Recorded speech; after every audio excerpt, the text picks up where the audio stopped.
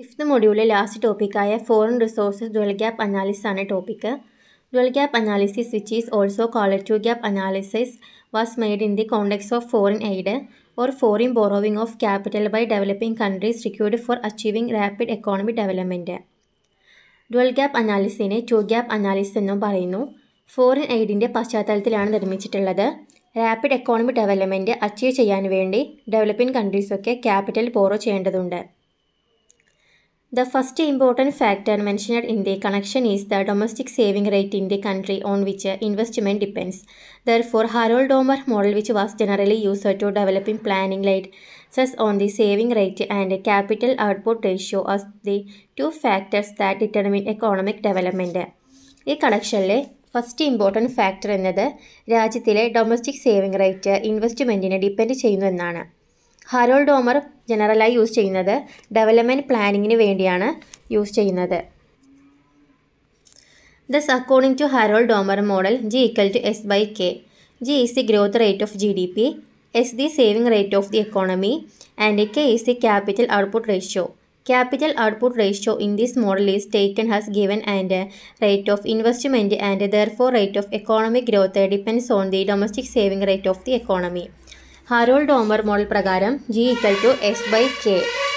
Economic growth rate എക്കോണമിയുടെ domestic saving റേറ്റിനെ depend ചെയ്യുന്നുണ്ട്.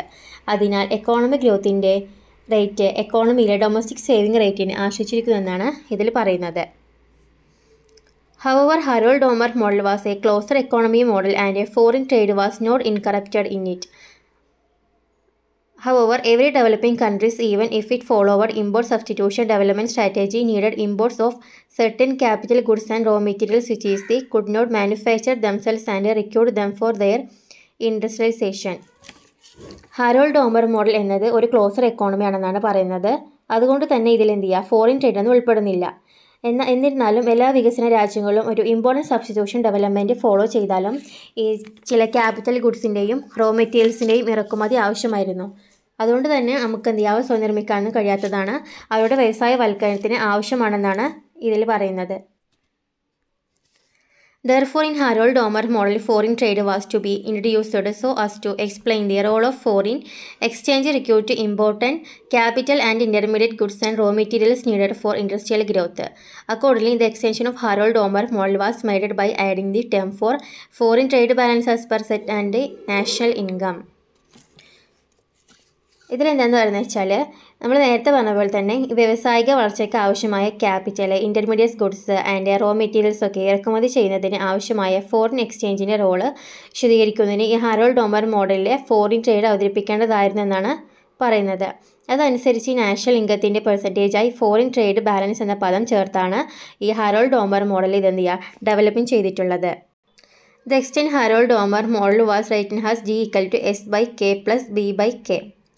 നേരത്തെ പറഞ്ഞ പോലെ ജി എന്നാണ് growth rate of GDP, S saving rate of economy, K capital output ratio, B equal to imports minus export by national income. The significance of extended version of Harold-Domer model was that the growth of export of developing countries was limited. Import could not exceed export only if foreign aid or private foreign investment was available to enable the developing countries to get the required for foreign exchange for importing capital goods and industrial raw material, so that more investment that domestic saving can occur to achieve target growth rate. Harrod Domar ഈ മോഡലിൽ കയറ്റുമതിയുടെ വളർച്ച developing കൺട്രീസിന് limited ആണെന്നാണ് പറയുന്നത്. Developing കൺട്രീസിന് capital and raw materials goods ഇറക്കുമതി ചെയ്യാൻ ആവശ്യമായ ഫോറിൻ എക്സ്ചേഞ്ച് ലഭിക്കുന്നതിന് ഫോറിൻ എയ്ഡ് അല്ലെങ്കിൽ ഫോറിൻ ഇൻവെസ്റ്റ്മെൻറ്റൊക്കെ ലഭ്യമാക്കണം. എങ്കിൽ മാത്രമേ നമുക്ക് എന്ത് ചെയ്യുക, ഈ ഇറക്കുമതി കയറ്റുമതിയേക്കാൾ കൂടുതലാവുകയുള്ളൂ എന്നാണ് പറയുന്നത്.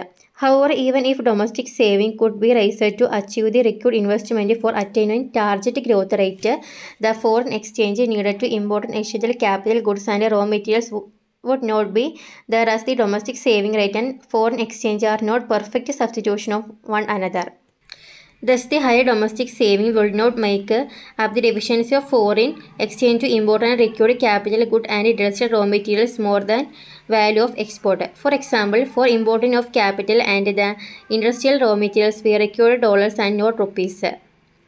എന്നാലും ഈ ടാർഗറ്റ് ഗ്രോത്ത് റേറ്റ് കൈവരിക്കുന്നതിന് ആവശ്യമായ ഇൻവെസ്റ്റ്മെൻറ്റ് അറ്റൈൻ ചെയ്യാൻ ഡൊമസ്റ്റിക് സേവിംഗ് ഉയർത്താൻ കഴിയുമെങ്കിലും ഈ capital goods and raw materials ഒക്കെ ഇമ്പോർട്ട് ചെയ്യാൻ ആവശ്യമായ വിദേശ നാണയം domestic saving and foreign exchange ഒന്നും ഉണ്ടാവുന്നില്ല എന്നാണ് പറയുന്നത്.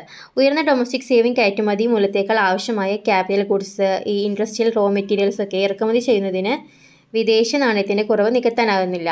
എക്സാമ്പിൾ പറയുകയാണെങ്കിൽ ക്യാപിറ്റൽ ഗുഡ്സും ഈ ഇൻഡസ്ട്രിയൽ റോ മെറ്റീരിയൽസൊക്കെ ഇമ്പോർട്ട് ചെയ്യാൻ ഡോളേഴ്സ് ആവശ്യമാണ്, അവിടെ റുപ്പീസ് യൂസ് ചെയ്യുന്നില്ല. ഈ എക്സ്പോർട്ട് ഇൻക്രീസ് ചെയ്തോ ഈ ഫോറിൻ ഇൻവെസ്റ്റ്മെൻറ്റൊക്കെ വഴിയാണ് ഈ ഡോളർ നേടാവുന്നതാണെന്നാണ് പറയുന്നത്. ഫോറിൻ എക്സ്ചേഞ്ച് ഗ്യാപ്പ് അല്ലെങ്കിൽ ബോട്ടിൽ നെക്ക് ഇതൊക്കെ ആവശ്യമായ വളർച്ചാ നില കൈവരിക്കുന്നതിന് ലഭിക്കുന്ന ഗ്യാപ്പിനെ സൂചിപ്പിക്കുന്നു.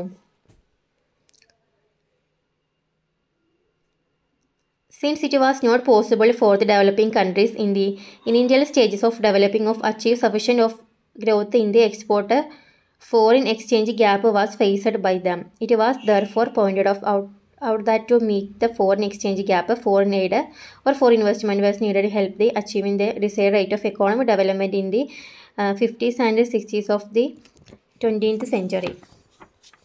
ഈ ഡെവലപ്പിംഗ് കൺട്രീസിനൊക്കെ എന്ത് ചെയ്യുക, കയറ്റുമതിയിൽ വേണ്ടത്ര വളർച്ച കൈവരിക്കാൻ സാധിക്കാത്തതിനാൽ ഫോറിൻ എക്സ്ചേഞ്ച് ഗ്യാപ്പ് അവർ നേരിടുന്നുണ്ട്. ഇങ്ങനെ തന്നെ ഫോറിൻ എക്സ്ചേഞ്ച് ഗ്യാപ്പ് നടക്കുന്നതിന് ഫോറിൻ എയ്ഡ് അല്ലെങ്കിൽ എന്ത് ചെയ്യുക, ഫോറിൻ ഇൻവെസ്റ്റ്മെൻ്റ് ഒക്കെ ആവശ്യമാണ് എന്നാണ് 20ാം നൂറ്റാണ്ടിലെ 60കളിലും 50കളിലായിട്ട് സൂചിപ്പിക്കുന്നത്. Now it is important to note that in the view of lack of substitutability between domestic saving and foreign exchange resources, economic development could be constrained by whatever factor domestic saving or foreign exchange reserve is the most blinding factor of foreign capital can play an important role in the supplementing domestic resources in order to relieve both the domestic saving constraint and foreign exchange constraint. Therefore, this was called dual gap analysis of their foreign assistance by the Chenery and Strout.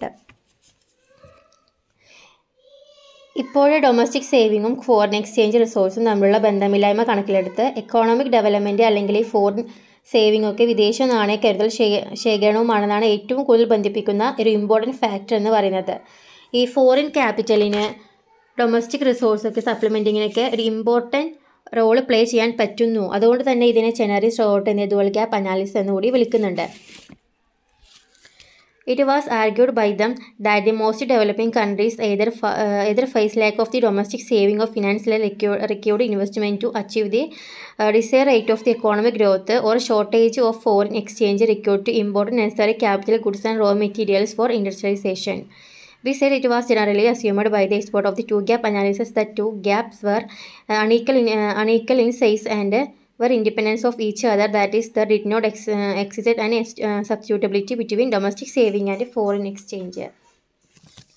ഈ developing കൺട്രീസിനൊക്കെ ആവശ്യമായ economic growth കൈവരിക്കുന്നതിനാവശ്യമായ ഇൻവെസ്റ്റ്മെൻറ്റിന് ധനസഹായം നൽകുന്നതിന് domestic സേവിങ്ങിൻ്റെ അഭാവം നേരിടുന്നുണ്ട്. അല്ലെങ്കിൽ എന്ത് ചെയ്യുക, ഈ വ്യവസായവൽക്കരണത്തിന് ആവശ്യമായ capital goods, raw materials goods ഇറക്കുമതി ചെയ്യുന്നതിന് ആവശ്യമായ വിദേശ നാണയത്തിൻ്റെ ഫോറിൻ എക്സ്ചേഞ്ചിൻ്റെയൊക്കെ ഷോർട്ടേജ് നേടേണ്ടി വരുമെന്ന് അവർ വാദിച്ചു.